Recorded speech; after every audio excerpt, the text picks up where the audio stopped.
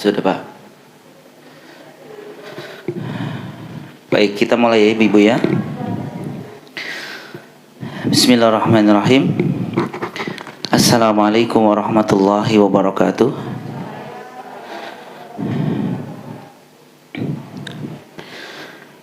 Innal hamdalillah nahmaduhu wa nasta'inuhu wa nastaghfiruh wa na'udzu billahi min syururi anfusina wa min sayyiati a'malina. Man yahdihillahu fala mudilla lahu wa man yudlil fala hadiya lahu. Wa nashhadu an la ilaha illallah wahdahu la syarika lahu wa nashhadu anna Muhammadan abduhu wa rasuluh. Allahumma salli ala Muhammadin wa ala ali Muhammad. Qala Allahu azza wa jalla fil Qur'anil azim A'udzu billahi samiil alim minasy syaithanir rajim. Bismillahirrahmanirrahim. Ya ayyuhalladzina amanu taqullaha haqqa tuqatih wa la tamutunna illa wa antum muslimun. Wa qala ya ayyuhalladzina amanu taqullaha wa qulu qawlan sadida yuslih lakum a'malakum wa yaghfir lakum dhunubakum wa may yuti'illaha wa rasulahu faqad faza fawzan 'azima. Tsumma amma ba'du.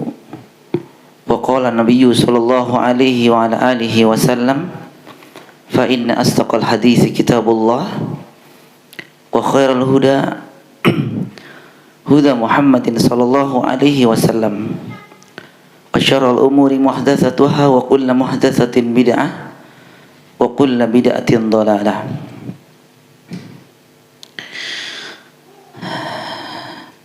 Awalan, ibu-ibu yang dirahmati Allah Subhanahu wa taala, kita awali pertemuan di pagi yang mulia ini dengan memanjatkan nasykurullah azza wa jalla,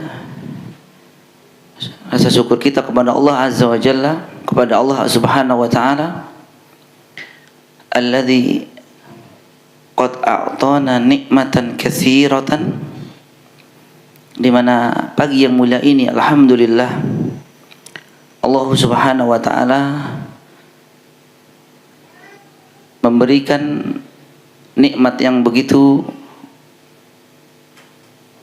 banyak kepada kita semua,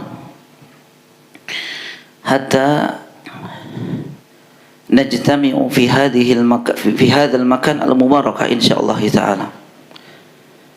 Dan dengan nikmat tersebut Allah Subhanahu wa taala mengumpulkan kita di tempat yang diberkahi insyaallah taala.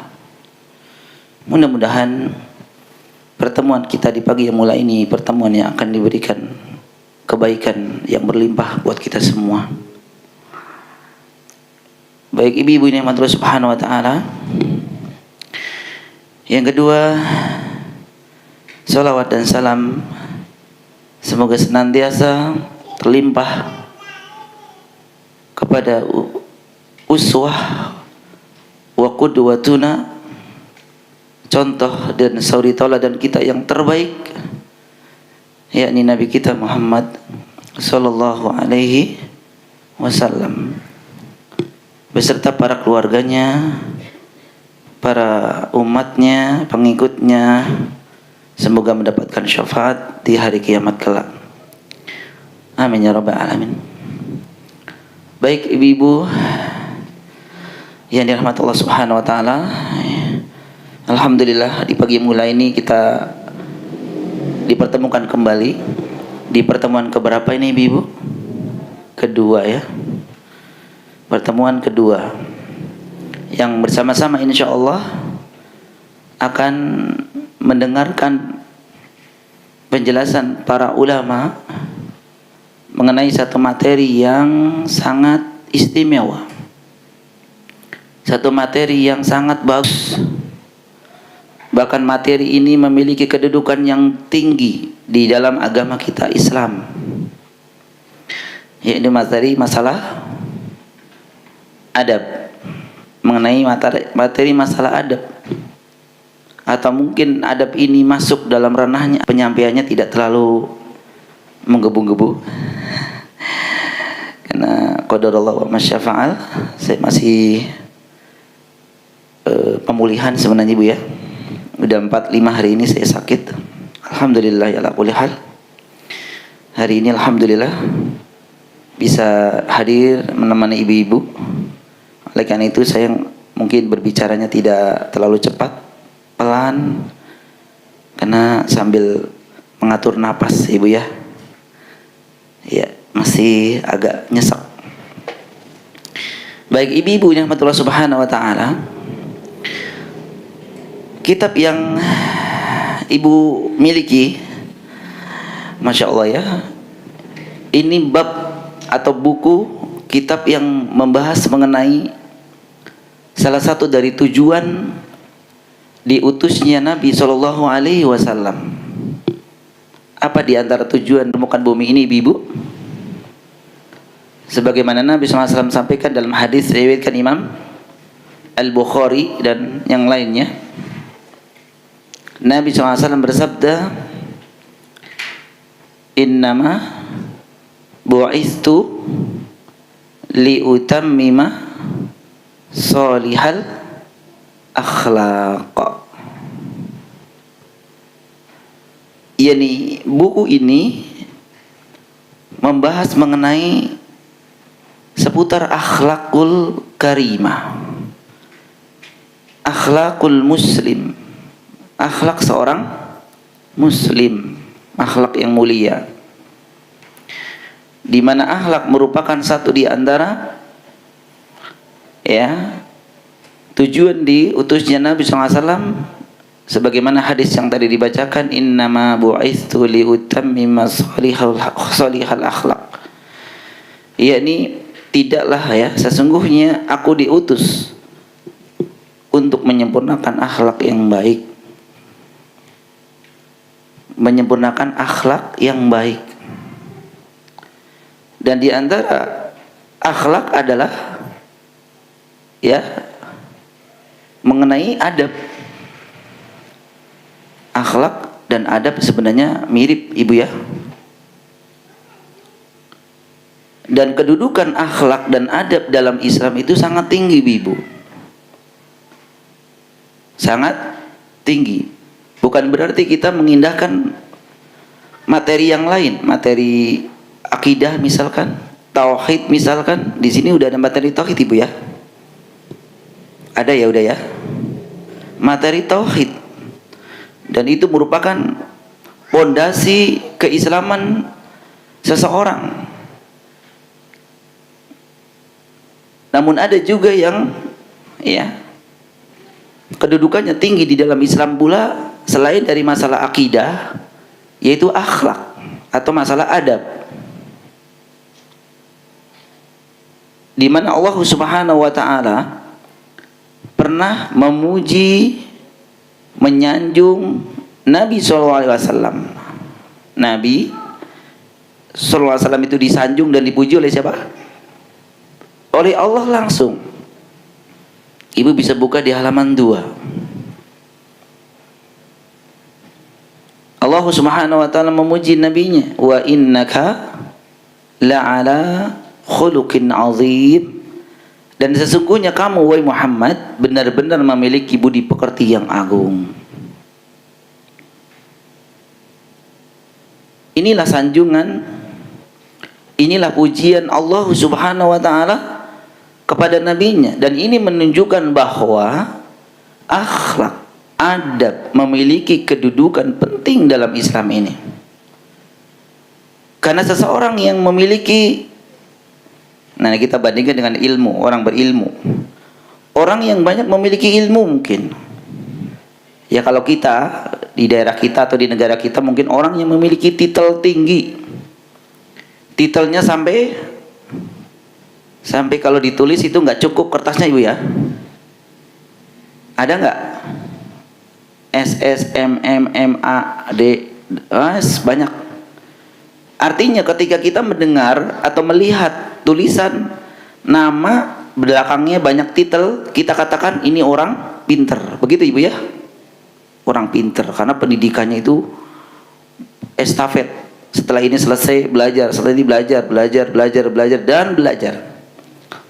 Namun jika banyaknya ilmu tidak diimbangi dengan akhlakul karimah, ya, tidak diimbangi dengan adab al-azimah, adab yang agung, maka bisa juga seseorang itu bisa meremehkannya. Betul tidak Ibu? Diremehkan. Ya. Subhanallah. Maka Nabi SAW pun pernah bersabda, khiyarukum ahsanukum akhlaqan. Di dalil yang ketiga itu, sebaik-baik kalian adalah yang paling baik akhlaknya. Jadi disebutkan dalam hadis yang mulai ini, orang yang paling baik di antara kalian itu akhlaknya. Orangnya biasa saja Ibu, pendidikannya pun mungkin rendah, bahkan maaf ya, tidak pernah mengenyang pendidikan formal, tapi akhlak dan adabnya baik banget sama orang tua. Kira-kira orang tua akan membedakan tidak antara anak yang tadi tidak sekolah tapi adab dan akhlaknya baik kepada orang tua dengan anak yang memiliki titel yang berderet namun tidak sopan, menyepelekan orang tua, tidak hormat kepada orang tua? Kira-kira seperti apa? Lebih demen yang mana orang tua ini Bu? Yang akhlaknya baik. Yang akhlaknya baik. Ya. Bahkan lanjutan dalam hadisnya ini, hadis selanjutnya, asqalu syai'in fil mizan khuluqun hasanun. Bahwa amalan yang timbangannya pahalanya paling berat kelak di akhirat itu adalah akhlak yang baik. Sebenarnya ketika bicara tentang akhlak ini buat kita semua ibu-ibu, baik yang berbicara di depan ini maupun buat kita semua ya. Ada orang yang Masya Allah ya, katanya sudah ngaji, di mana-mana itu udah hadir,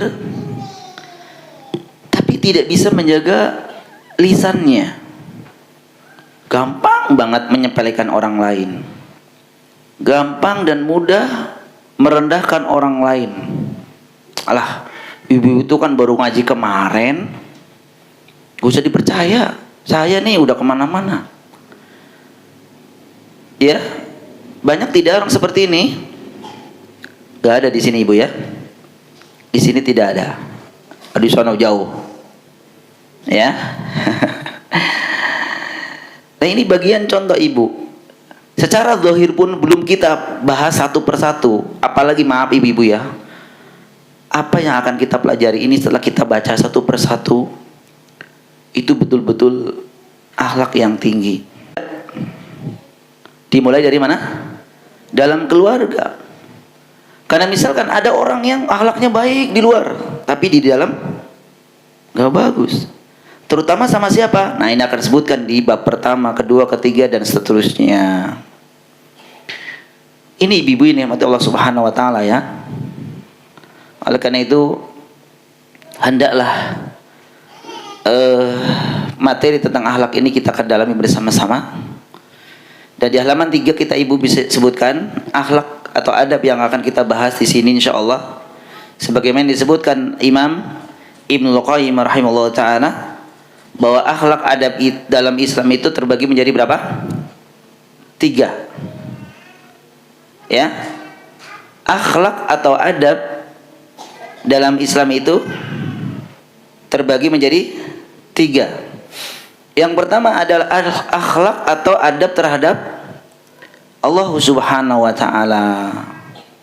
Yang kedua, akhlak atau adab terhadap Rasulullah sallallahu alaihi wasallam. Dan yang ketiga ini yang paling luas, akhlak terhadap sesama makhluk, yang insya Allah kita akan bahas di pembahasan ini. Sekilas, apa yang dimaksud dengan akhlak atau adab terhadap Allah Subhanahu wa taala, ibu-ibu? Di sini disebutkan adab terhadap Allah Subhanahu wa taala yang akan menjaganya untuk tidak berlaku kurang ajar, tidak kurang ajar terhadap Allah.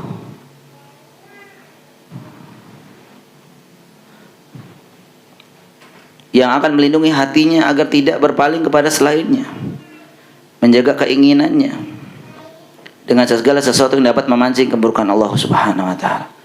Ya, adab kepada Allah Subhanahu wa taala adalah dengan apa?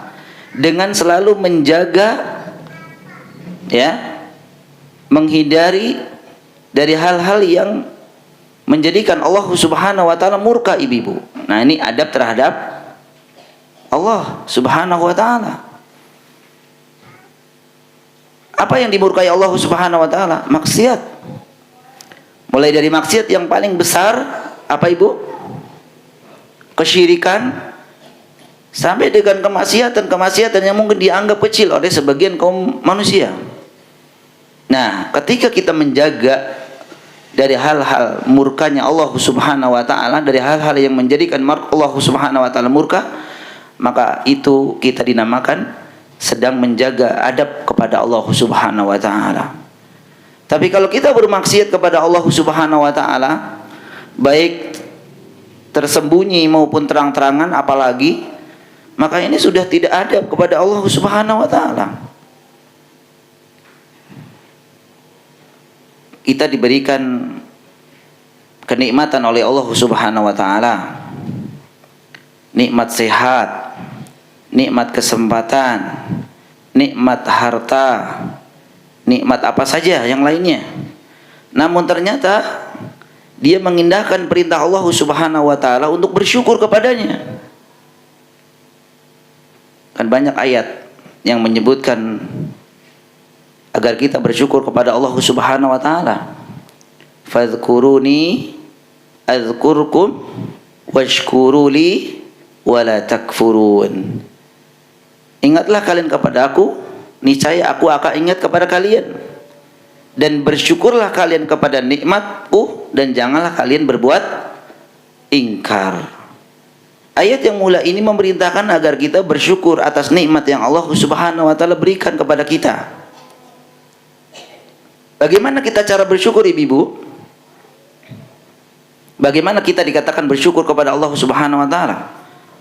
Oh, sudah Ustaz, saya sudah sering mengucapkan nasykurullah azza wa jalla. Saya bersyukur kepada Allah, saya bersyukur kepada Allah, saya bersyukur kepada Allah. Apakah hanya seperti ini, ibu? Tidak. Syekh Sa'di rahimahullah ta'ala dalam kitab Karimur Rahman, dalam tafsirnya, ketika beliau rahimahullah ta'ala menafsirkan ayat wa idh ta'adzana rabbukum la in syakartum la azidannakum wa la in kafartum inna azabi lasyadid, ya, bahwa jika kalian bersyukur kepada Allah, Allah akan tambah nikmatku, dan jika kalian beringkar atas nikmatku, maka azabku sangat pedih. Jadi orang yang bersyukur atas nikmat Allah, Allah akan berikan tambahan. Maka dikatakan, siapakah orang yang bersyukur dengan sebenar-benarnya syukur? Maka dikatakan beliau yang pertama, tidaklah orang dikatakan bersyukur kecuali telah melakukan 3 hal, ibu. Yang pertama,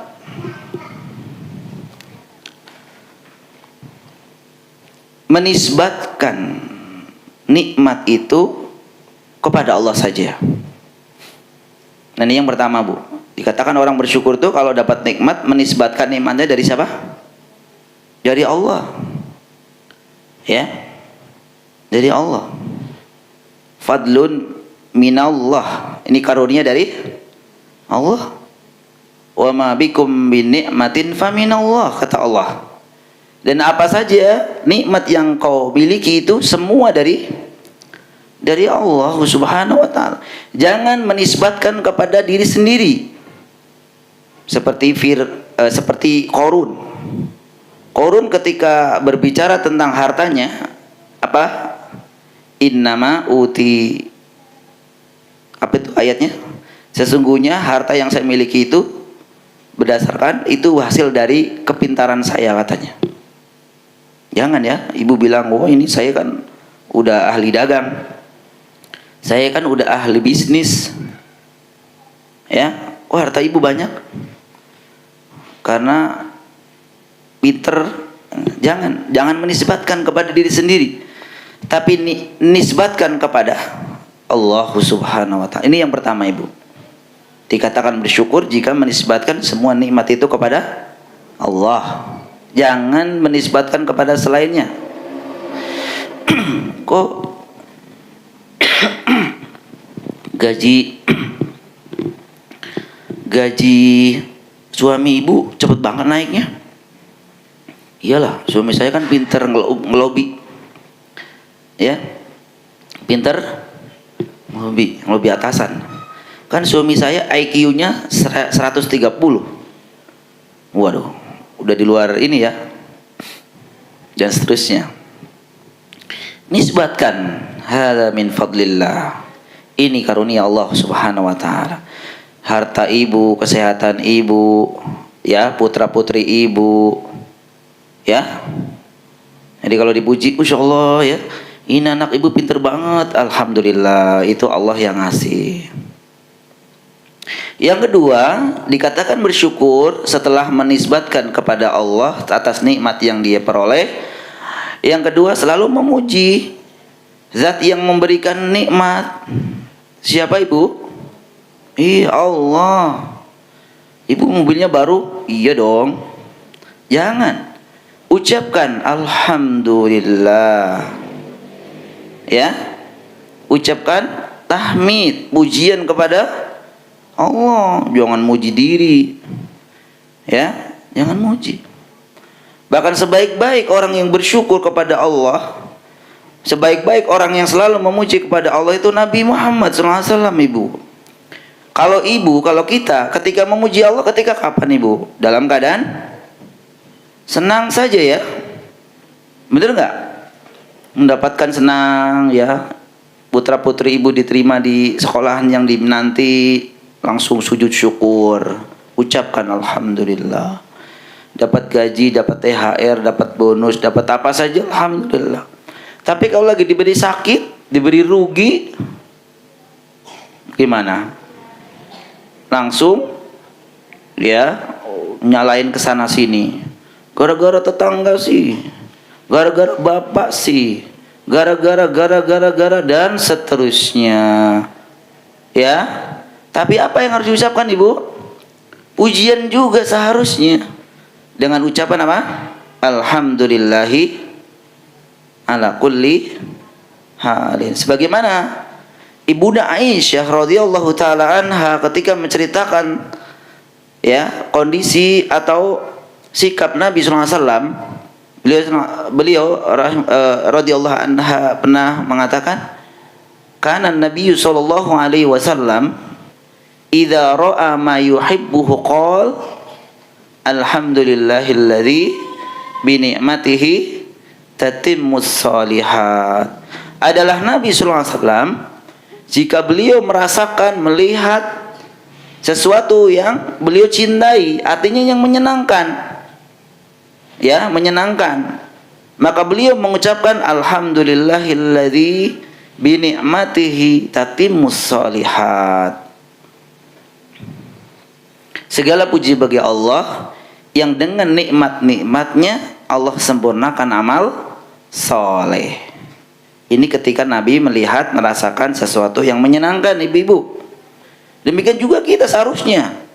Jangan sampai kita dapat rezeki pun nggak sampai memuji Allah. Udah kebangetan tuh, bu. Ya, udah dapat rezeki, udah dapat yang enak-enak, sesuatu yang diinginkan dikabulkan oleh Allah, tidak memuji Allah. Ini udah kebangetan sekali. Namun sebaliknya kata Aisyah, wa idza ra'a ma yakrahu qol alhamdulillahi ala kulli halin. Dan jika Nabi SAW merasakan melihat sesuatu yang beliau tidak sukai, maka beliau mengucapkan segala puji bagi Allah di semua keadaan. Dua-duanya memuji Allah, Ibu. Oleh karena itu BBM naik, ucapan alhamdulillah ala kulli hal. Gak usah buktinya pom bensin penuh terus, berarti Ibu bisa beli. Ya bener nggak? Harusnya kalau Ibu rugi jadi sepi gitu ya. Ini mah jadi rame. Bingung saya.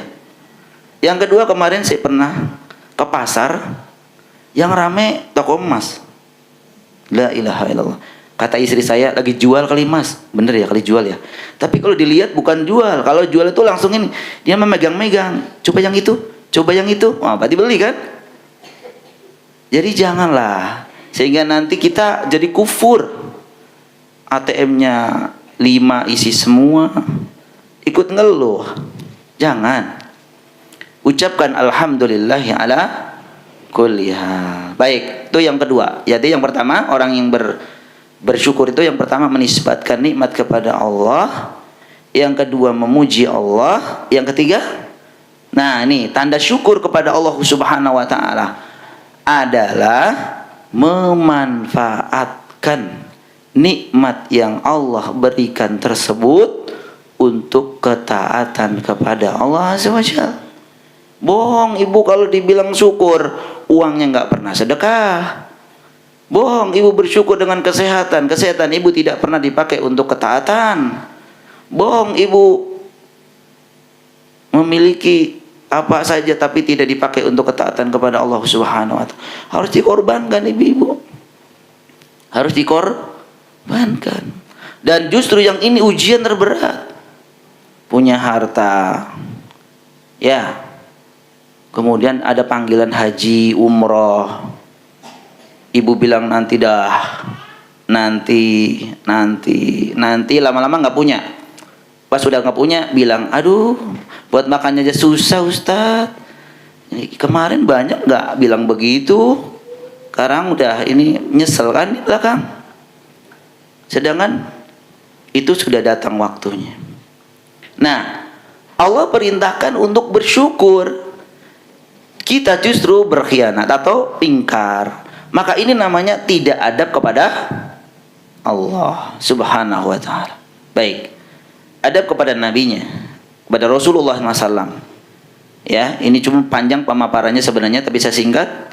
Intinya adalah adab kepada Rasulullah SAW bentuknya adalah mengedepankan, ya, atau mengutamakan kecintaan kita kepada Rasulullah SAW. Dengan cara apa? Dengan cara mengikutinya. Dengan cara mengikutinya. Karena mengikuti Nabi SAW itu hukumnya apa? Sunnah apa wajib? Wajib. Qul in kuntum tuhibbunallah apa? Fattabi'uni yuhibbukumullah wa yaghfir lakum dzunubakum. Dalam surat Ali Imran ayat 31 ya. Qul, katakan Nabi Muhammad kepada mereka, in kuntum tuhibbunallah, jika kalian benar, jujur mencintai Allah, maka ada konsekuensinya. Apa? Fattabi'uni, ikutilah aku. Siapa aku di sini? Rasulullah sallallahu alaihi wasallam. Karena dengan maka Allah akan cinta kepada kalian. Wa yaghfir lakum dzunubakum, dan tanda cinta Allah kepada kita adalah Allah akan ampuni dosa-dosa kita. Dan tentu ketika Allah ampuni dosa-dosa kita, kita akan dimasukkan ke dalam jannah. Ikuti, ya. Wa anna hadza sirati mustaqima fattabi'uhu wa la tattabi'us subula fatafarraqa bikum an sabili. Inilah jalanku yang lurus, ikutilah ia, dan janganlah kalian mengikuti jalan-jalan selainnya, karena jalan-jalan selainnya itu mencerai-beraikan dari jalan Allah. Yang disebut Ya, hadza sirati mustaqima. Sirati mustaqim. Ini jalanku yang lurus. Jalanku yang mana maksudnya di sini? Para ulama mengatakan jalannya yang diajarkan oleh Allah kepada nabinya Muhammad sallallahu alaihi wasallam, yaitu berupa sunnah-sunnahnya. Sunnah itu apa artinya maksud di sini? Sunnah yang dimaksud di sini apa, Ibu? Bukan sunnah dikerjakan dapat pahala, ditinggalin nggak apa-apa, bukan. Tapi sunnah di sini adalah jalan apa? Jalan hidup Nabi sallallahu alaihi wasallam. Sebagaimana dikatakan atau diterjemahkan oleh para ulama, ma'ufidu ila Nabi sallallahu alaihi wasallam min qawlihi wa fi'lihi wa takririhi wa khulqihi atau kama qala. Yani apa-apa yang disandarkan, yang disebut sunnah di sini, Bu nih. Apa-apa yang disandarkan kepada Nabi sallallahu alaihi wasallam, baik dari perkataan beliau, dari perbuatan beliau, dari takrir beliau. Apa takrir, Ibu? Apa takrir? Diamnya Nabi terhadap perbuatan sahabat yang ini menunjukkan boleh. Kemudian khuluqihi, nah tentang akhlaknya. Nah ini sunnah. Dan yang ketiga, ibu-ibu, adab terhadap sesama makhluk. Mulai dari adab terhadap diri sendiri sampai dengan adab kepada orang lain, yang insya Allah kita akan pelajari satu-satu. Dari bab yang pertama adalah qala al-imamu al-Bukhari rahimahullahu ta'ala fi kitabil azim Al-Adabul Mufrad, Bismillahirrahmanirrahim. Jadi kitab aslinya itu berbunyi, telah berkata Al-Imam Bukhari rahimahullah ta'ala dalam kitabnya yang agung, Al-Adabul Mufrad. Apa arti Adabul Mufrad kemarin, Ibu?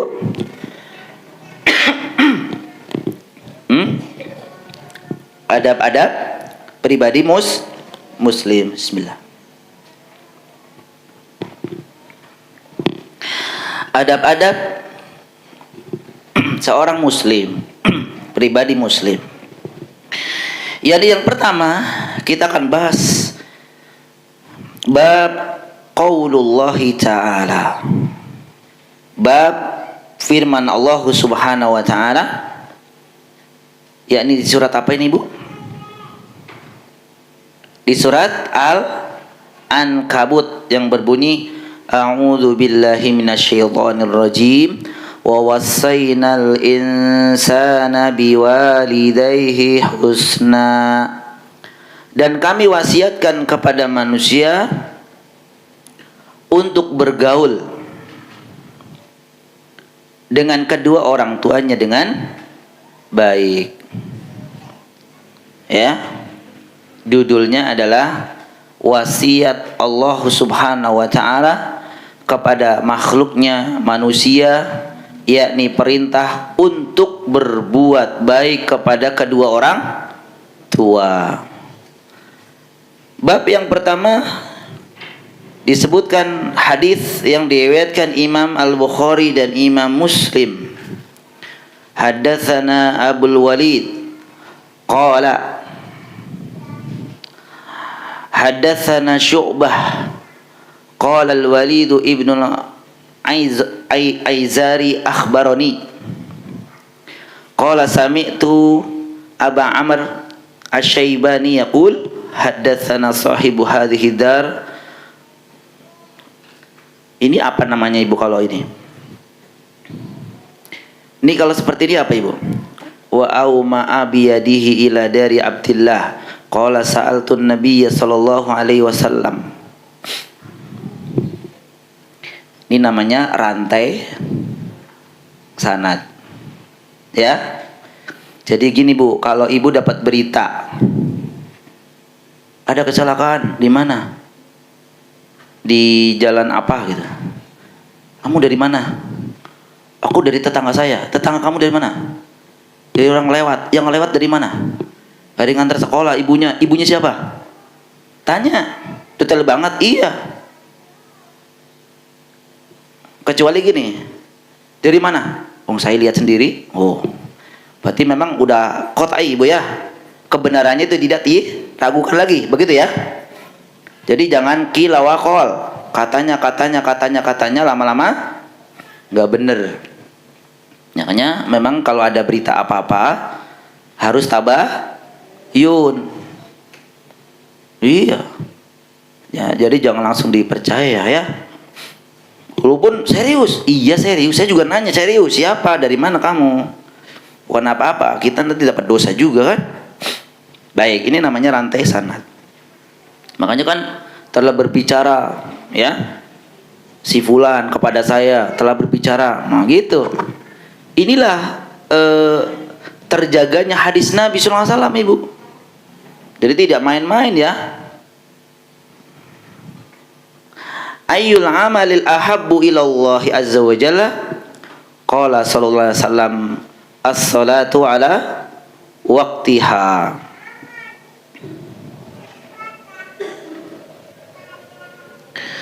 Qultu summa ayyu? Qala summa birrul walidaini. Qultu summa ay? Qala summal jihadu fi sabilillah. Qala haddatsani bihinna walawis tazadtuhu lazadani. Yang mananya adalah dari Abu Amr Asy-Syaibani berkata, pemilik rumah ini, dari Abu Amr berkata, pemilik rumah ini maksudnya dia menunjuk pada rumahnya siapa? Abdullah ibnu Mas'ud. Menggambarkan kepada kami, ia berkata, aku bertanya kepada Rasulullah SAW tentang amal apa yang paling dicintai Allah Subhanahu wa ta'ala. Lalu Nabi SAW menjawab, as-salatu ala waqtiha, yaitu jawabannya apa? Salat tepat pada waktunya. Nanti kita jelaskan Ibu ya. Summa ay. Nah, itu akhirnya apa lagi? Bertanya lagi. Lalu apa? Amalan apa lagi? Beliau menjawab, birrul walidain, yaitu berbakti kepada kedua orang tua. Summa ay. Kemudian bertanya lagi, lalu apa ya Rasulullah? Al-jihadu fi sabilillah. Ya. Kemudian Ibnu Mas'ud mengatakan apa? Beliau bersabda demikian, hadatsani bihinna. Beliau sallallahu alaihi wasallam itu bersabda demikian kepadaku. Terus mengatakan gini, walawis tazadtuhu lazadani. Kalau sekiranya aku meminta ditambah, maksudnya kalau mengatakan sumai gitu lagi ya, apalagi ya Rasulullah gitu ya, kemungkinan niscaya beliau akan menambahkannya. Tapi beliau cukupkan pertanyaannya sampai berapa kali? 3 kali. Ya, sampai 3 kali.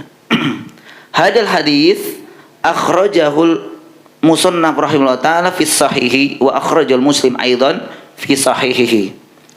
Jadi hadis yang mulia ini Ibu, itu dikeluarkan dalam kitabnya Imam Bukhari, yang kemarin kita sudah sedikit bahas tentang biografi beliau Ibu ya. Dan juga dikeluarkan oleh Imam Muslim dalam kitab sahihnya Ibu. Dalam kitab sahih, jadi riwayatnya Bukhari dan Imam Muslim.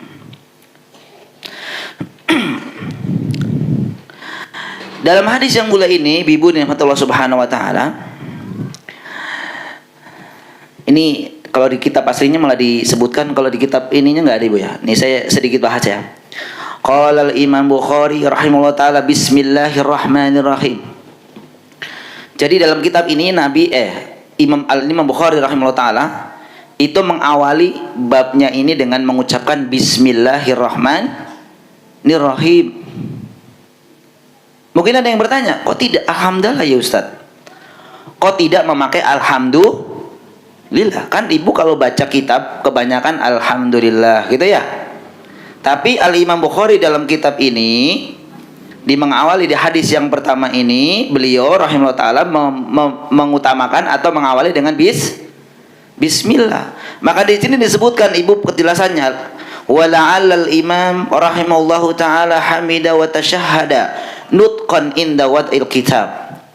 Ya, kita husnudzon kepada beliau rahimahullah taala. Beliau sebenarnya sudah memuji Allah Subhanahu wa taala ketika ingin membuat atau mencantumkan hadis-hadis di kitab ini. Hanya saja beliau tidak lam yaktub dzalika. Nah, tapi beliau tidak mencantumkan di buku ini, Bu. Ya. Tapi memang segala sesuatu ketika ibu ingin kerjakan ya dengan memuji Allah dulu ya. Maka di sini walam yaktub, tapi tidak ditulis di sini. Bukan berarti beliau itu tidak mengucapkan alhamdulillah, tahmid, tidak. Tujuannya apa insyaallah? Tujuannya apa? Beliau tidak mencantumkan ikhtisaran alal basmalah. Ya, namun di apa namanya? Ikhtisar, qasar. Di qasar itu apa? Di ya,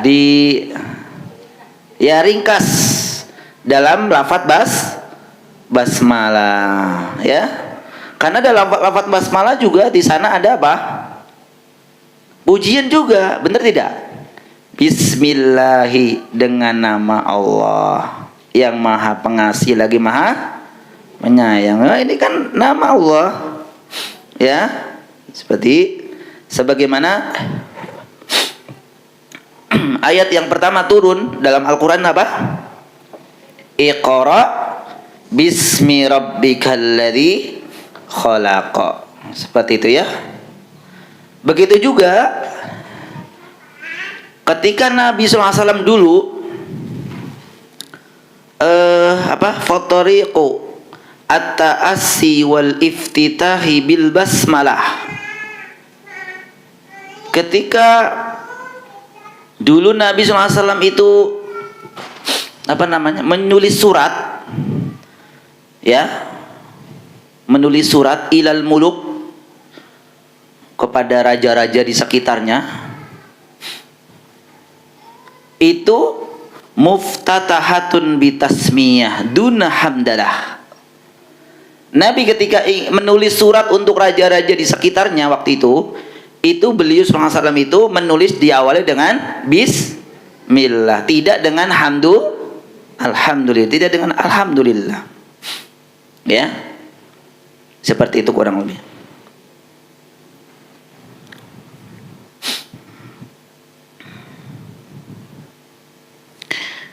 Bab ini Ibu yajuzu fi babi tanwini babun. Kita bisa juga tulis dengan tanwin. Ini penjelasan ini ya. Saya lewatin aja.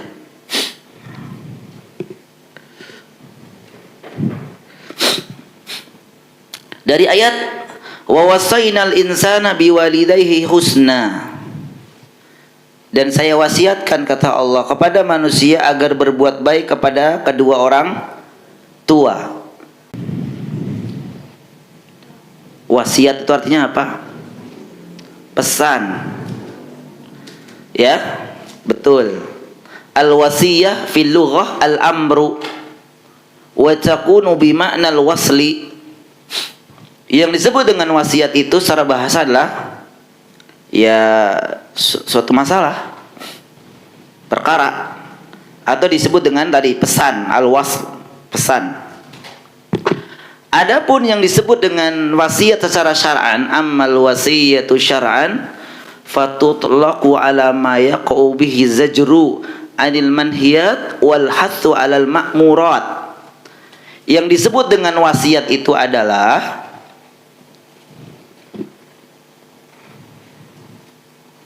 sesuatu yang ingin disampaikan yang isinya adalah larangan untuk mengerjakan sesuatu, larangan, ya,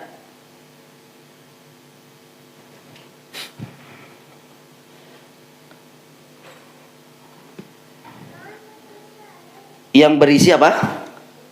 Larangan untuk meninggalkan larangan. Jadi wasiat itu adalah pesan yang berisi untuk meninggalkan sesuatu yang itu dilarang Allah, dan suatu anjuran. Pesan juga anjuran. Tadi anjuran yang pertama adalah untuk meninggalkan, yang kedua wahasu ala ma'murat, juga pesan untuk mengerjakan sesuatu yang telah diperintahkan.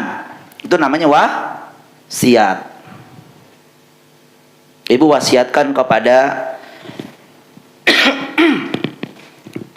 putra-putri ibu yang mau di pesantren misalkan, yang mau di pesantren, ibu bilang ya sama putra-putri ibu ini pesantren, tolong ikuti peraturan yang ada ya, dan jangan melanggar peraturan yang dilarang. Nah seperti itu namanya wasiat.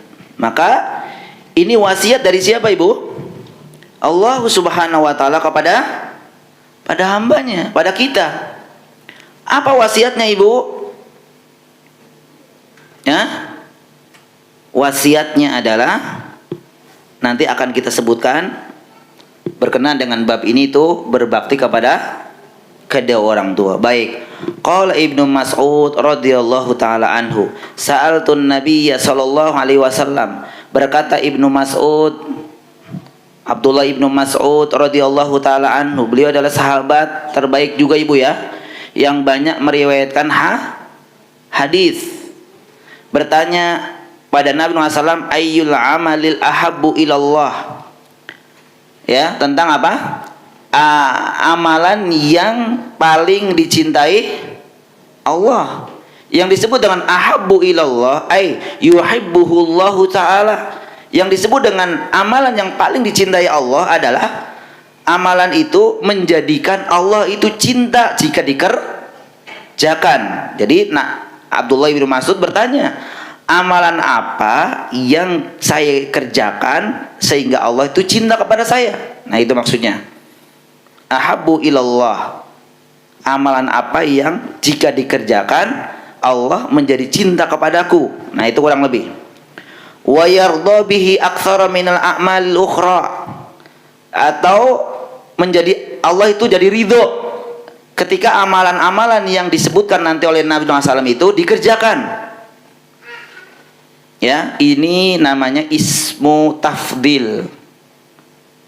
Isim tafdil yang artinya paling atau Jadi Nabi SAW, Abdullah bin Mas'ud meminta kepada Nabi SAW, meminta atau ingin disebutkan amalan apa yang paling ketika dikerjakan itu Allah jadi cinta kepadaku dan ridho kepadaku.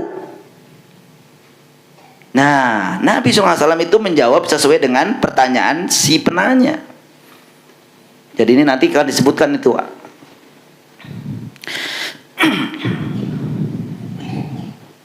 Bahkan pertanyaannya ini itu berulang sampai berapa kali bu? 3 kali. Nabi SAW itu menjawab jawaban yang ini itu karena melihat atau memandang yang bertanya ibu. Ini sebagai adab juga bagi kita. Kalau ibu misalkan ditanya nih, bedakan antara ditanya sama anak kecil dengan orang dewasa. Jawabannya, ibu ditanya sama putri bapak ibu, putra putri ibu, Umi, Allah tuh di mana? Kamu gak usah tahu lah, gitu kan? Apa gimana jawabannya bu? Atau pertanyaan kemarin apa ya? Ada pertanyaan yang untuk dari anak-anak TK itu kemarin. Ada pertanyaannya apa ya kemarin? Itu dijawabnya bagaimana? Ibu harus bisa membedakan antara yang pertanyaan dewasa dengan pertanyaan anak-anak. Seperti itu. Dan juga pertanyaannya, jawabannya kadangkala menyesuaikan bukan hanya orang yang bertanya, tapi menyesuaikan waktu dan tempatnya juga. Ya, menyesuaikan waktu, tempat. Kalau di sekolah ya, kalau bisa jawabannya yang bisa memotivasi anak-anak sekolah, belajar, dan seterusnya. Maka jawaban yang pertama Nabi SAW ketika ditanya ayyul amali ahabbu ilallah, jawabannya apa Ibu? As-salatu ala waktiha. Apa artinya? Baik, sholat tepat pada waktunya. Al-murad bil wakti huna. Nah, tapi di sini Ibu ada catatan nih. Yang dimaksud dengan waktu di sini ala waktiha, yakni al-mustahabbu. Yakni disebut dengan al-waktu huna adalah al-waktul mustahab. yakni sholat pada tepat waktunya, maksudnya adalah sholat di waktu-waktu yang dianjurkan. Nah, maksudnya itu. Atau sholat di waktu-waktu yang waktunya dicintai Allah Subhanahu wa taala. Emang ada waktu yang tidak dicintai Allah atau dilarang? Mudah-mudahan saya singgung di sini ya. Tapi kalau disinggung jadi panjang, Bu. Nggak apa-apa ya. Tentang waktu. Kan kita pembahasannya kalau tidak salah ibadah orang tua sebenarnya. Tapi kan di dalam hadis ini disebutkan as-salatu ala waktiha. Ya. Yang disebut dengan as-salatu ala waktiha, salat tepat pada waktunya, itu maksudnya adalah salat di waktu-waktu yang dicintai atau waktu-waktu yang tepat gitu. Ya, baik, itu yang pertama. Kita akan jelaskan nanti, Bu. Summa ayu, maka Abdullah ibnu Mas'ud radhiyallahu taala anhu bertanya lagi, terus apa lagi ya Rasulullah setelah salat pada waktunya atau sholat pada waktu yang dicintai Allah? Summa qala summa birrul walidain. Yang kedua adalah dengan yaitu berbuat baik kepada kedua orang tua. Siapa kedua orang tua kita, Ibu? Al-aba wal umma. Al-aba wal umma. Ibu dan bapak dan ibu, apa? Ibu dan bapak? Dua-duanya boleh ya. Ibu dan bapak. Bapak dan ibu.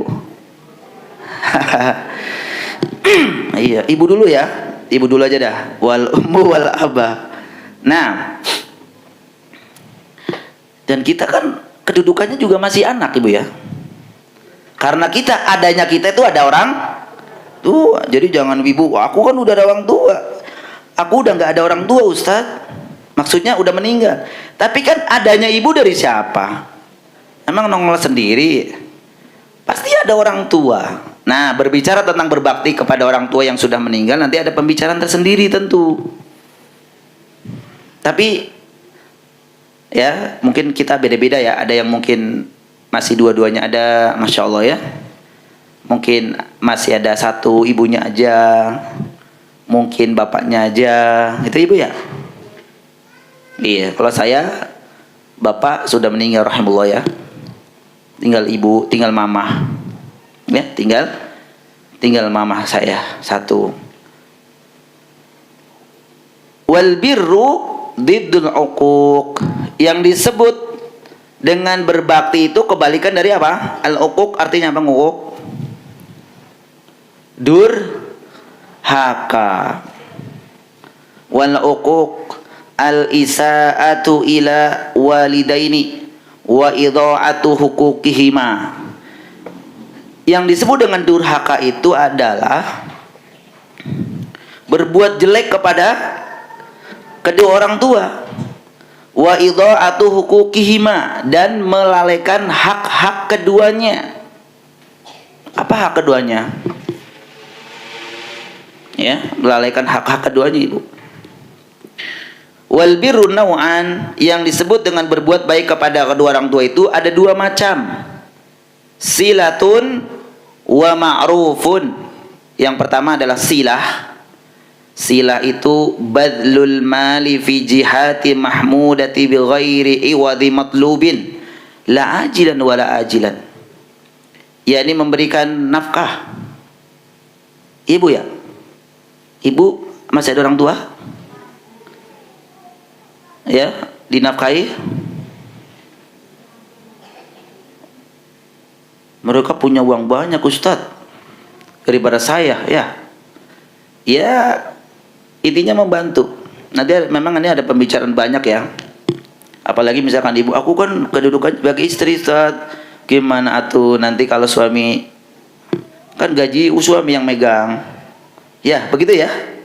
Ya, kedepannya nanti insyaallah ini kan panjang banget nih. Tapi minimal ya memberikan bantuan kepada mereka. Tapi bukan hanya fi jihati dalam harta saja. Tapi yang disebut di sini apa-apa yang dibutuhkannya. Apa-apa yang dibutuhkannya. Kemudian wa ma'rufun yaitu mempergauli. Artinya apa namanya? Iya, menemani dan seterusnya. Mempergauli, berhubungan dengan baik maksudnya. Berhubungan dengan baik. Ini namanya birrul walidain. Terus bagaimana kalau orang tua saya adalah orang yang kafir Ustaz? Nah, ya, kan ada seperti itu juga. Maka ada juga penjelasannya, nanti insyaallah datang ya. Baik. Ini saya baca secara global dulu Bu ya. Penjelasannya sebelum nih sebenarnya Bu. Kemudian sumai fakultu sumai Abdullah bin Mas'ud bertanya lagi. Kemudian apa lagi ya Rasulullah? Ya. Maka Nabi SAW mengatakan qala summal jihadu fi sabilillah. Jihad di jalan Allah. Apa disebut dengan jihad Ibu-ibu? Al jihadu muharabatul kuffar, yakni berperang dengan orang-orang kafir. Untuk apa? Li'ila'i kalimatillah, untuk meninggikan kalimat Allah. Wa yakunu dzalika bil mal wa nafsi wa bi kulli ma yamlikuhul muslim. Itu bisa dilakukan dengan hartanya, dengan jiwanya, wa bi kulli ma yamlikuhul muslim, dan dengan apa yang dimiliki oleh seorang muslim. Itu namanya jihad. Sama dengan kita di pagi mulia ini, itu sedang berjihad ibu-ibu. Bener nggak? Memang ya Ustaz ya, saya lagi jihad duduk di sini. Iya. Lebih baik enak duduk di rumah nonton televisi. Dagang. Omset bisa masuk. Bener nggak? Rujakan sama ibu-ibu yang lain enak, ngobrol ke sana kemari, ghibah, niat enak, nikmat. Tapi kita berjuang, enggak. Saya pengen ngaji, saya pengen melaksanakan perintah Allah Subhanahu wa taala. Walaupun mungkin ibu bayangannya, waduh, 3 bak cucian belum dipegang. Ya, anak udah mau ujian nih, harus persiapan. Bener nggak ujian? Kemudian apa lagi? Dan macam-macam.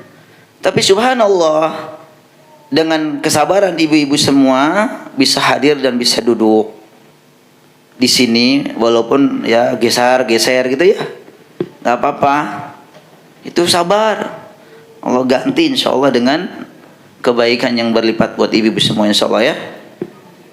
Nah, itu makna dari hadis yang mulia ini ibu-ibu ini Allah Subhanahu wa taala. Sebelum saya satu persatu mulai dari tadi tentang waktu sholat, tentang anjuran birrul walidain, kemudian yang ketiga adalah tentang sedikit ya mungkin ya kalau tentang jihad takutnya nanti dikira ya. Maka di sini disebutkan di ibu-ibu ini kandungan hadis yang mulia ini kita bisa ambil ibrah ya. Yang pertama adalah ya ma yu'khadhu minal hadis, faidah atau kandungan yang bisa diambil dari hadis yang mulia ini adalah al-hassu ala muhafadzati ala salawati fi awwali waqtiha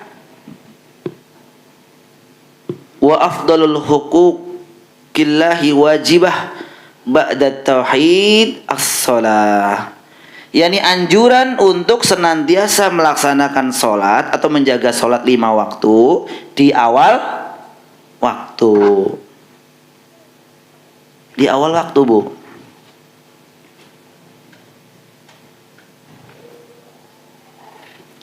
Ibu kalau sholat di awal waktu apa ditunda-tunda? Entar-entar ya. Jangan dientar-entar ya. Tapi memang kalau pembicaraan tentang ibu ada pembicaraan sendiri ya. Apalagi ibu yang punya bayi gitu ya. Iya, baru wudhu udah kencing lagi. Gimana Ustadz itu ya? Tapi bukan jadi alasan ya. Intinya yang pertama, apa yang bisa diambil dari hadis yang mulia ini, al-hathu ala muhafadhah ala sholawati fi awwali waqtiha, yakni anjuran untuk selalu menjaga sholat di awal waktunya. Wa afdalu hukukillah, dan ini merupakan afdalu hukukillah, afdal mengutamakan hak Allah, yaitu apa? Al-wajibatu ba'da tauhid, kewajiban setelah tauhid, yaitu melaksanakan ibadah sholat. Kan rukun Islam yang pertama syahadat, ini tauhid. Yang kedua sholat. Kemudian yang kedua, fadlu ta'zimil walidaini, yakni menjelaskan tentang keutamaan atau tingginya hak, keutamaan menghormati kedua orang tua. Wa a'dhamu huquqil ibad, dan sebesar-besar hak hamba itu adalah haknya kedua orang tua. Nanti kita sebutkan ya satu persatu tentang hak orang tua itu apa saja, bagaimana cara berbuat baik atau menghormati kepada mereka. Yang ketiga, bayanu annal jihad fi sabilillah huwa afdalu anwa'it tadhiyah. Menjelaskan tentang apa? Ketiga, penjelasan tentang jihad. Itu merupakan amalan yang afdal.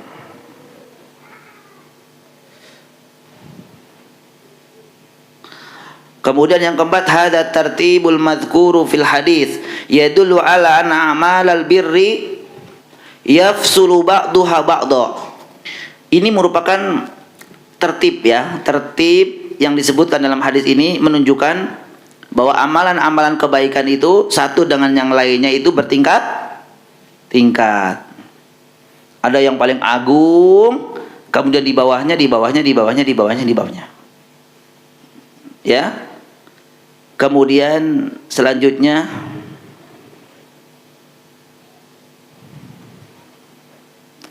iradul jawabi ala hasabil ikhtilaf al ahwali wal ashkhas huwa al ansab. Jadi kalau ngasih jawaban tadi yang sebutan di awal sebenarnya, kalau ibu ditanya maka bedakan dari si penanya.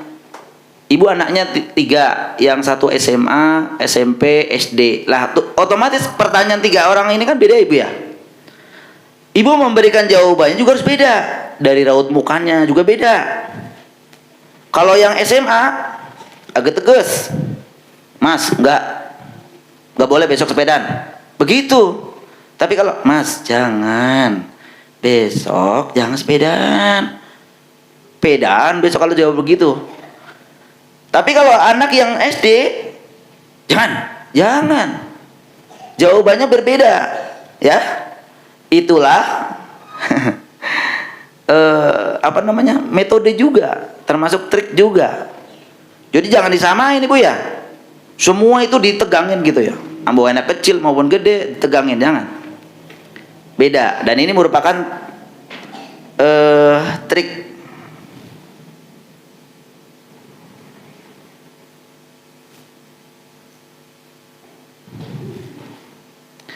Husnul murajaah fi su'al. Ini juga bisa diambil ibrah, baik untuk mengulang pertanyaan. Jadi ibu kalau bertanya orang lain ya, bisa juga diulang. Wa jawazu su'al an masaila syatta fi waqtin wahid, dan boleh juga bertanya dengan beberapa hal dalam satu pertanyaan, dalam satu tempat, dalam satu waktu. Saya tanya ini, tanya ini, tanya ini. Boleh. Ya. Nah, ini Bu nih. Sabrul mufti wal muallim ala sa'il wal muta'allim. Nah, ini juga kesabaran seorang mufti, seorang muallim, seorang guru terhadap pertanyaan-pertanyaan dari si penanya. Jadi nggak boleh kayak gitu aja ditanya, nggak boleh. Barangkali dia membutuhkan apa? Jawaban. Pertanyaan yang agak tinggiin apa? Jangan, itu menyinggung dia. Dia pertanyaannya kan sesuai dengan kapasitas dia. Jadi jangan ini. Toh kalau memang misalkan pertanyaannya aneh, tongkat Nabi Musa itu dari kayu apa? Udah. Misal gitu ya. Itu juga ibu jangan langsung ustadznya, bukan ibu ya. Ustadznya bilang jangan nanya begitu. Kita jawab, Pak, Bu, nanya itu yang bermanfaat. Nanya kayu apa? Ya nggak ada yang tahu lah. Dan kalau tahu juga buat apa? Mahoni gitu tuh dicari gitu. Waduh. Jangan. Nabi Yusuf sama Nabi Muhammad gantengan mana Ustaz? Waduh. Ini pertanyaan pernah kayak gitu juga. Kadang-kala isi penanya ini memang makanya kalau bertanya jangan ngada-ngada Ibu ya. Tapi di sini sabrul mufti wal muallim ala sa'ili wal muta'allim.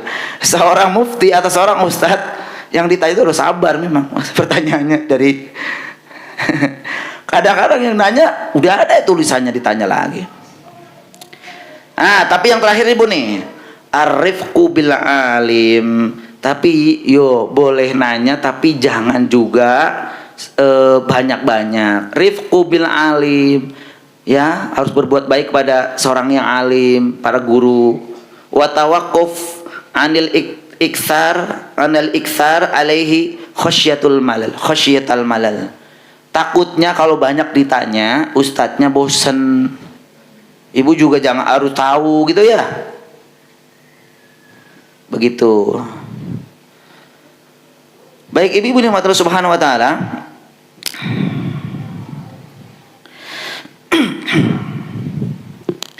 Kita jelaskan satu persatu ya. Jadi dari hadis yang mulai ini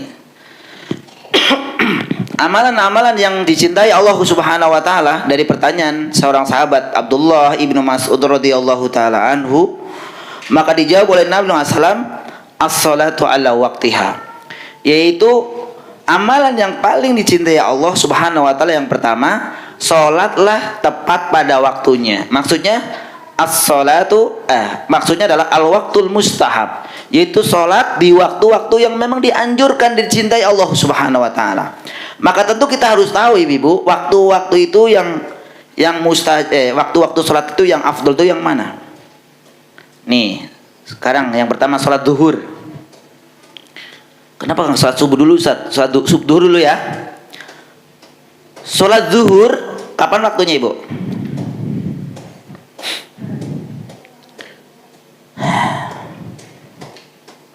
Ya. Bismillah.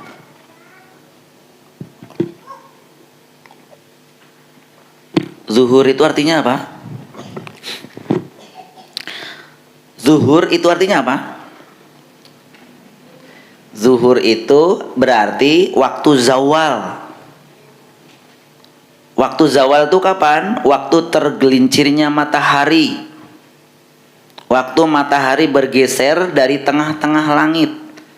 Waktu matahari bergeser dari tengah-tengah langit menuju arah tenggelamnya. Di mana? Barat. Jadi ini disebut waktu zawal itu waktu bergesernya Ibu ya. Matahari dari tengah-tengah nih, dari lurus tegak lurus geser ke barat, itu waktu zuhur. Makanya kalau sebelum sholat sebelum tegak, maka itu bukan waktu zuhur. Nah, itu maksudnya ya.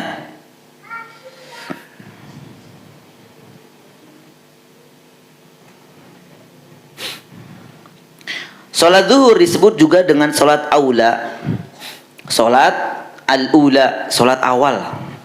Karena sholat yang pertama kali dikerjakan Nabi SAW bersama malaikat Jibril alaihissalam itu sholat duhur.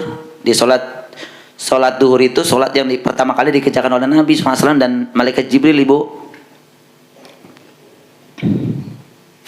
Kapan waktu sholat duhur? Nah nih, awal waktu sholat duhur, waktu yang paling bagus nih, adalah ketika matahari telah bergeser dari tengah langit menuju arah tenggelamnya, yaitu arah barat.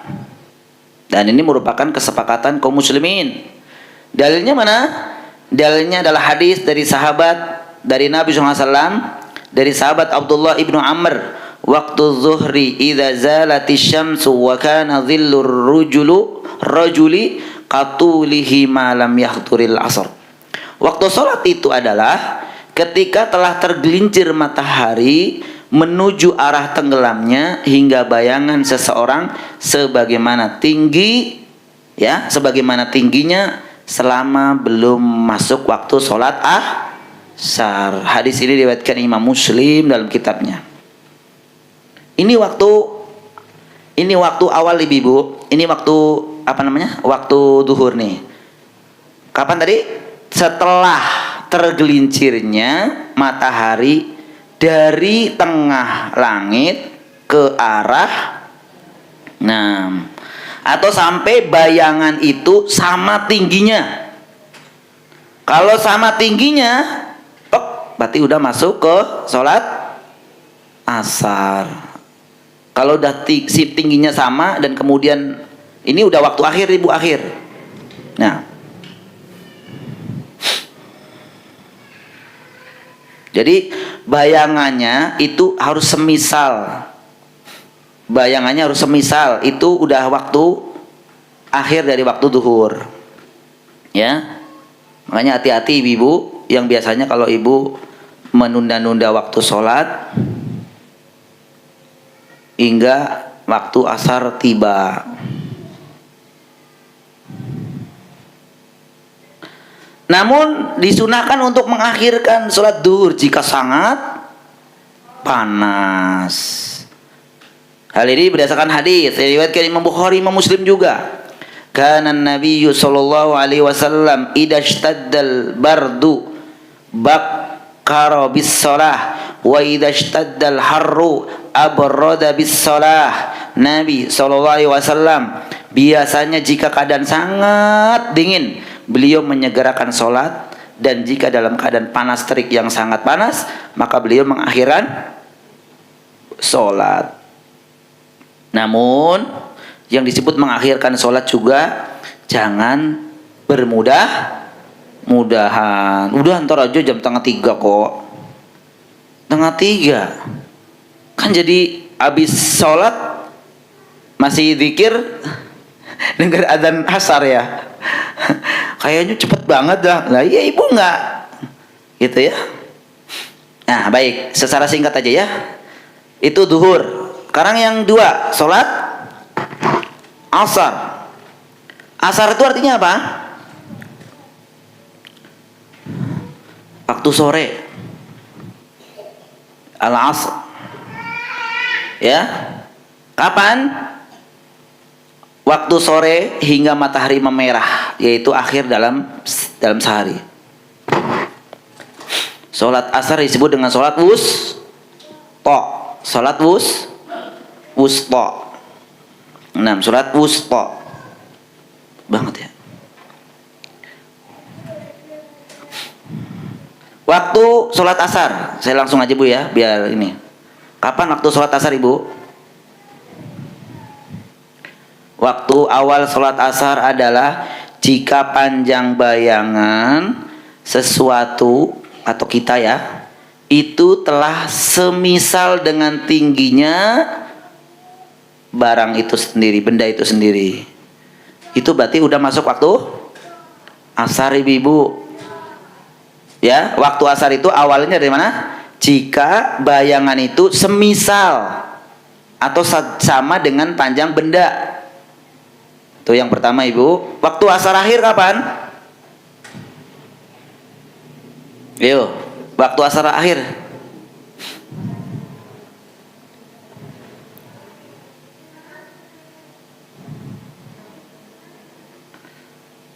Ya sebelum maghrib. Betul ya. Nanti pertanyaannya maghribnya kapan Ustadz? Itu ya. Iya. Jadi intinya gini, sama gitu tadi sebenarnya. Waktu akhir zuhur kapan? Ya tahu awal asar kapan Ustaz? Kalau awal asar berarti akhir zuhur. Kapan akhir asar? Awal maghrib kapan Ustaz? Nah itu akhir. Oh enak, iya begitu ya. Ya kalau udah tahu sih, karena kadang gini Bu, saya sering lihat ya, saya kurang tahu ya. Asar itu udah jam 6 kurang seperempat. Ini kenapa ya? Mungkin karena kerjaan ya. Jangan kalau seperti ini ya. Tahu itu untuk diwanti-wanti bukan dilanggar. Kadang masih lama ini, masih lama ini. Jangan. Ya jadi waktu asar akhir itu adalah sebelum matahari tenggelam. Sebelum matahari tenggelam. Dah, kalau matahari tenggelam berarti maghrib. Enak banget ya. Nah, iya. Baik, maghrib. Kapan waktu maghrib awal? Ya setelah matahari tenggelam. Hingga matahari benar-benar tenggelam sempurna. Ini awal Ibu ya. Akhir waktu maghrib kapan? Nah, kalau ini memang pendapat nih para ulama. Ya.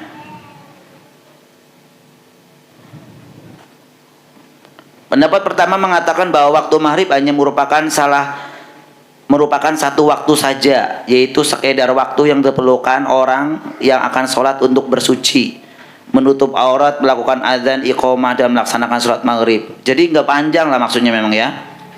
Pendapat ini disebutkan menjadi pendapat Malikiyah, Syafi'iyah dan seterusnya.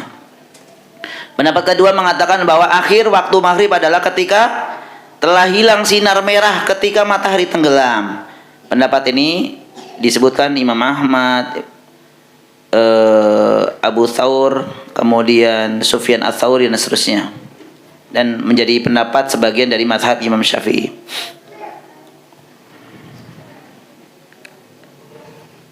Dan pendapat yang kedua inilah yang tepat insya Allah ya. Jadi sampai matahari iya ya, sampai hilang sinar merah ketika matahari tenggelam itu. Salat Isya. Nah, nih salat Isya ini Bu nih. Kadang-kadang jam 12 ya. Waktu awal Isya itu adalah sepakat para ulama, waktu Isya adalah telah hilang sinar merah di langit. Tadi habisnya maghrib ya. Sinar merah hilang, maka itu masuk salat Isya. Kapan akhir sholat Isya? Nah ini, kalau akhir sholat Isya maka para ulama juga berpendapat. Pertama, di akhir sholat Isya itu adalah sepertiga malam. Ada yang berpendapat seperti itu. Sepertiga malam. Yang kedua, waktu sholat Isya terakhir itu tengah malam. Sepertiga malam itu kapan Ibu?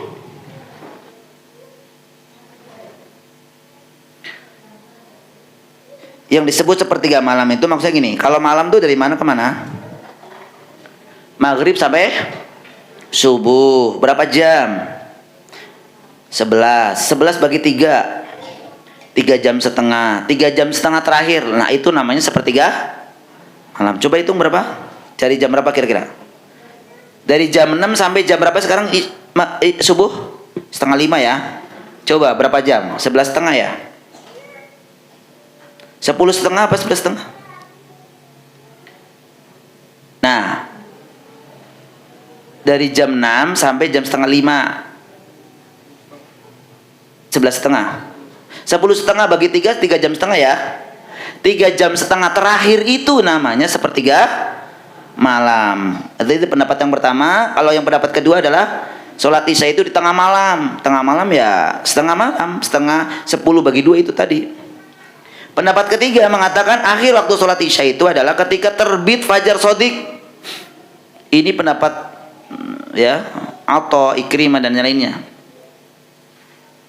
Pendapat yang tepat menurut Al-Imam Syaukani dalam masalah ini adalah akhir waktu sholat isya terbaik adalah hingga setengah malam.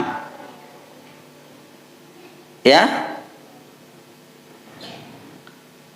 Sedangkan waktu bolehnya mengerjakan sholat isya adalah hingga terbit fajar berdasarkan hadis Abu Qatadah.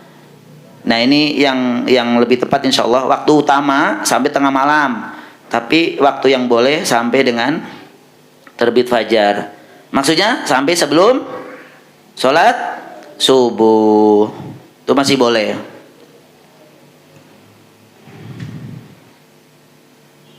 Karena memang ada dalil juga mengakhirkan sholat sunnah, disunahkan mengakhirkan sholat isya. Pernah dengar ya? Laula an asyqa ala ummati la amartuhum an yuakhiru al-isya ila thuluthil lail au nisfih. Jika kiranya tidak memberatkan umatku, ya, Nabi SAW bersabda, maka aku akan perintahkan kepada mereka mengakhirkan sholat isya hingga sepertiga atau setengah malam.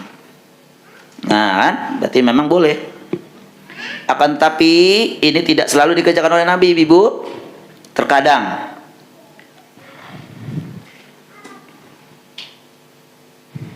Baik, terakhir sholat subuh, ya, fajar, sholat cahaya putih. Nama juga sholat cahaya putih. Otomatis sholatnya harus sudah terlihat cahaya putih. Tapi cahaya putih ada dua, ya, ada fajar kadzib dan ada fajar shodiq. Ya, yang dibolehkan untuk sholat subuh kapan? Setelah muncul fajar shodiq. Iya. Makanya awal waktu sholat subuh, para ulama sepakat bahwa waktu awal sholat subuh adalah awal dimulainya terbit fajar kedua atau fajar shodiq. Dan akhir dari sholat subuh adalah sepakat bahwa sejak terbitnya matahari atau sebelum waktu syuruk, ya. Benar nggak? Jadi sebelum syuruk itu, kalau sekarang syuruk jam 5:50 misalkan, ya. Berarti itu masih waktu sholat subuh. Makanya gini, ini banyak yang tidak tahu. Sedikit melenceng. Lailatul Qadar itu kan malam, ya. Betul, Bu?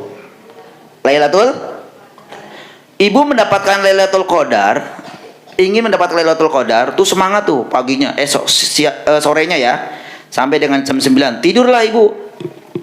Waduh, ketiduran tapi ternyata bangun-bangun pas subuh. Ibu bilang, aduh telat. Belum sebenarnya. Kenapa? Karena waktu subuh pun masih termasuk malam. Bener nggak? Iya, malah tidur lagi ibu. Bener nggak? Aduh, udah nggak dapat dah. Tidur lagi, jangan. Itu justru masih subuh. Karena Allah Subhanahu wa taala berfirman, hatta matla'il fajar. Ya kan?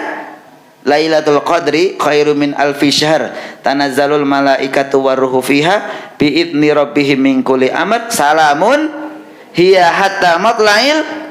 Jadi sampai subuh. Subuh itu sampai jam 6. Jadi jangan tidur lagi habis subuh. Itu masih waktu, bisa saja waktu Lailatul Qadar. Malah tidur lagi. Ini banyaknya tidak tahu. Dikira itu udah sampai azan selesai gitu, ya.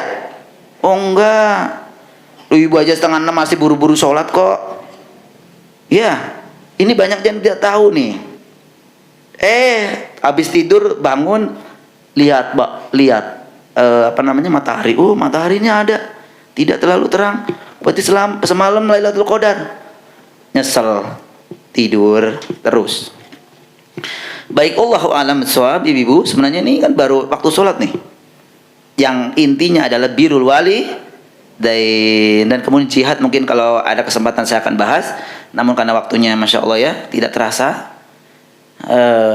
Ini insya Allah kita akan lanjutkan di pertemuan akan datang, ibu-ibu, ya. Dan ini ada beberapa pertanyaan untuk mengakhiri kajian di pagi hari ini. Bismillah.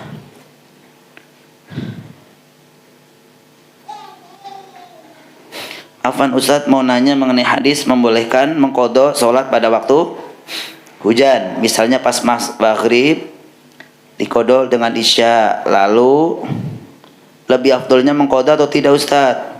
Apakah ini berlaku buat akhwat yang sholat di rumah? Iya, ada hadis mengenai dibolehkannya apa? Mengqadha sholat jika ada hujan, ya, jika ada hujan. Wallahu a'lam. Yang disebutkan oleh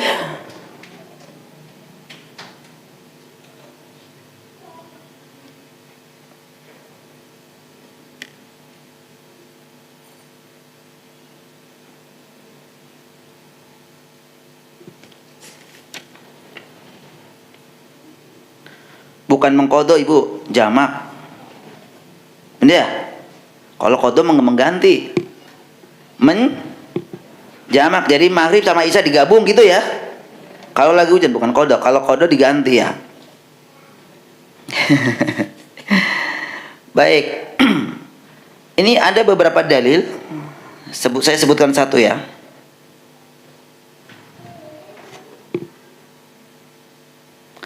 Hisham bin Urwah mengatakan, anna abahu Urwah wa Sa'id bin Musayyab wa Abu Bakr ibnu Abdurrahman ibnu Harith ibnu Hisham ibnu Mughirah al-Mukhzumi al-Makhzumi kanu yajma'una bainal maghrib wal isya fil lailah al-mutirah idza jama'u bainas salataini wala yunkiruna dzalik.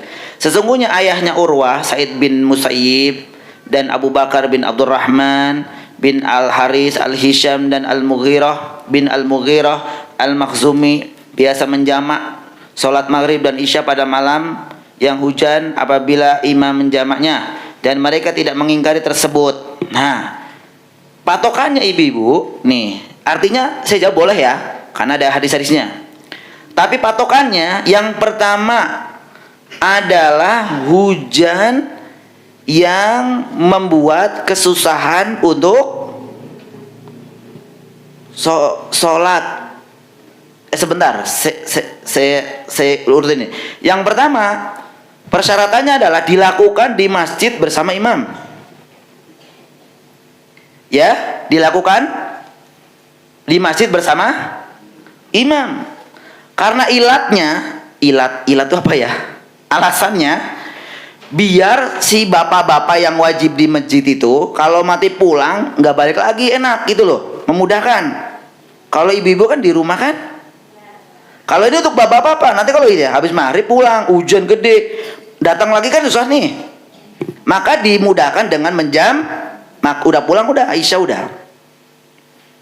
Itu yang pertama, dilakukan di masjid bersama imam. Yang pertama dilakukan di masjid, yang kedua bersama imam. Itu maksudnya. Ya, ini zahir dari hadis ini. Makanya memang dulu memang senang banget ya awal anak pesantren nih. Dulu saya waktu di pondok itu lagi maghrib hujan.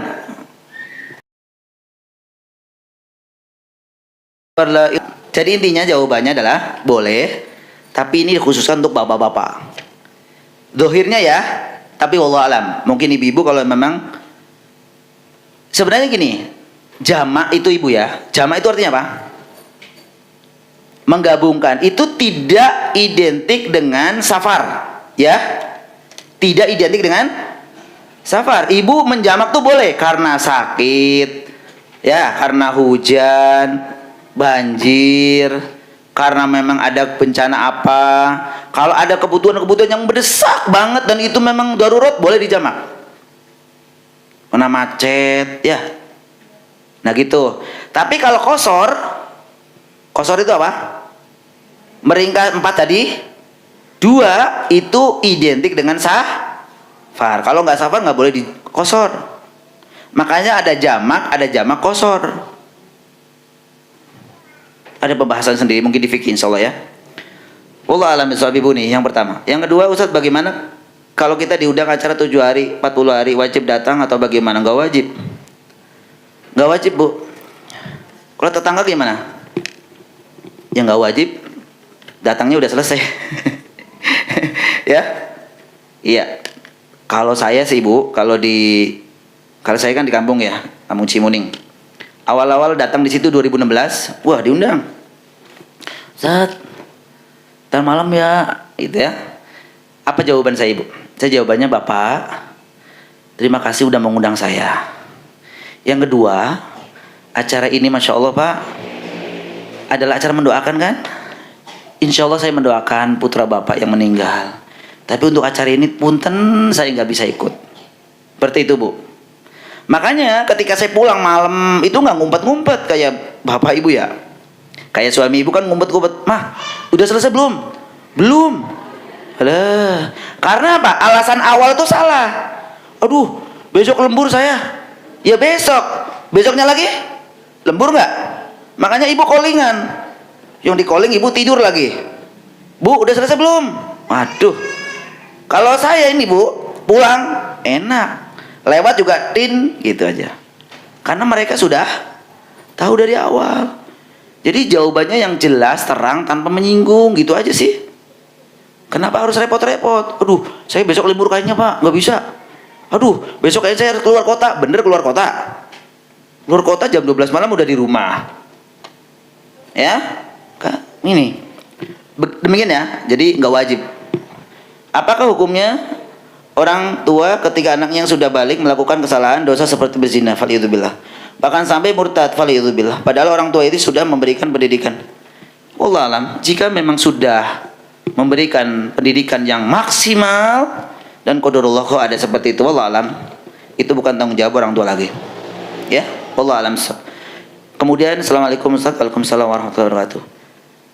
Anak-anak seorang perempuan ya duduk tingkat SMA sampai saat ini tidak memberinya fasilitas HP dengan alasan banyak madharatnya dan daripada maslahatnya. Menurut anak gitu, karena usianya yang masih labil. Namun kadang bertanya, teman-teman seusia dikasih HP sedangkan dia tidak. Yang ingin saya tanyakan, anak termasuk orang tua yang egois?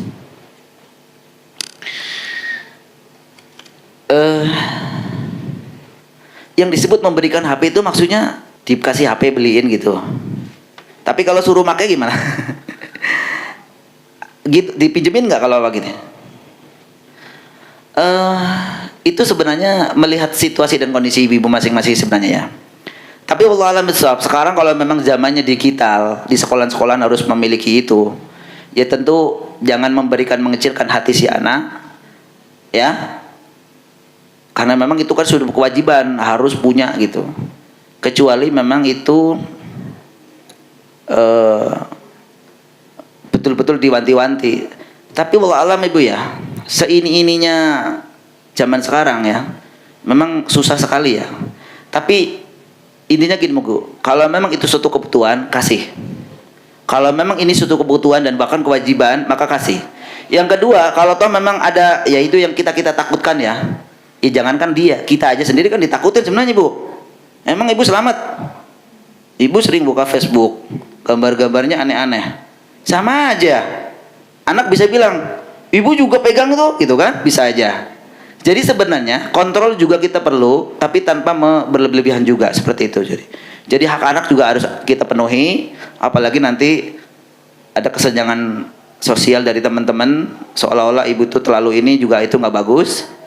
Ya, dan itu kadang-kadang juga jadi bullying, apa namanya, dari teman-teman ya. Wah, dia mah anak mama, dia mah anak papa, nggak boleh pegang HP gitu ya. Dan sakit hati juga kalau udah seperti itu kan, seperti itu. Dan itu juga harus ibu pikirkan. Ya, intinya adalah seimbanglah antara memberikan dan pengawasan seperti itu. Karena bukan berarti memang kita nggak bisa. Sekarang ya media sosial memang betul-betul silet ya, sana tajam sini tajam, makanya tergantung dari yang memakai seperti itu. Tapi kalau sekarang maslahatnya lebih banyak, apalagi dibutuhkan untuk sekolah ya dikasih ya. Tapi selama ini jangan sampai, kecuali kayak ini Bu, kayak motor, nah mungkin itu jangan, karena kalau udah punya motor kemana-mana ya. Tapi kadang-kala kalau kita butuh siapa yang nganter, bingung, ibu lagi sakit, nggak ada, nanti kalau tukang ojek berbahaya lagi. Baik, Allah besok, Ibu Minummatullah Subhanahu Wa Taala, ini udah lebih dari ini.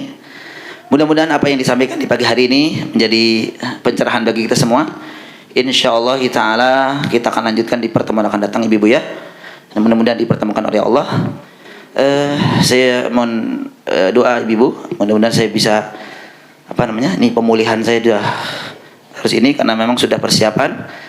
Mohon doa di tanggal 22 besok saya mengantar menambahi jamaah ke tanah suci lagi ya. Oleh karena itu sedang dijaga sebenarnya untuk kesehatan kita semua. Oleh karena memohon doa mudah-mudahan dilancarkan ibu ya. Terima kasih. Kita akhiri pertemuan di pagi hari dengan doa penutup majelis. Subhanakallahumma bihamdika asyhadu an la ilaha illa anta astaghfiruka wa atubu ilaik. Assalamualaikum warahmatullahi wabarakatuh.